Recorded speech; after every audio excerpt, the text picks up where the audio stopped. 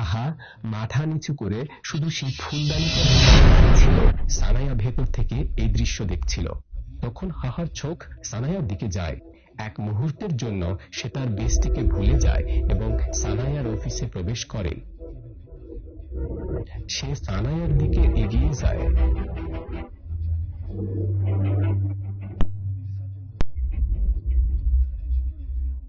যা হয়ে গেছে তা এখন অতীত। তখন হঠাৎ সানায়া রেগে গিয়ে চিৎকার করে বলে, তুমি দূরে থাকো, মেহেরবানি করে আমার জীবন থেকে দূরে থাকো। তুমি কেন আমার জীবনকে এমন অসহ্য করে তুলছো?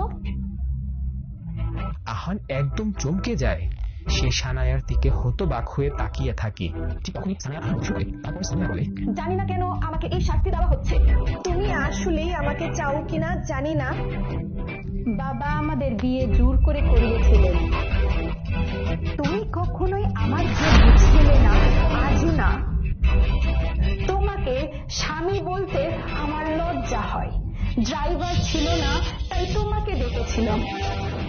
আমি কি করে জানতাম যে আমার স্বামী এই কাজের যোগ্য কিনা, এই কাজের জন্য উপযুক্ত কিনা?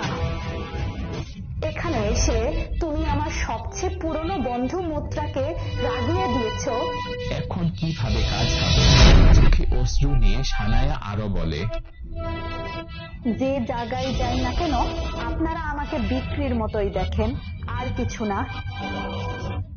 শুধু একটাই উপায়। এই কথা বলে সানায়া কেবিনের বাইরে চলে গেল। তখন পথে মাঝে পড়ে থাকা পুলিশ তাকিয়ে সানায়া বলল, এটা কি এখানে সব ময়লা ছড়িয়ে রেখেছে?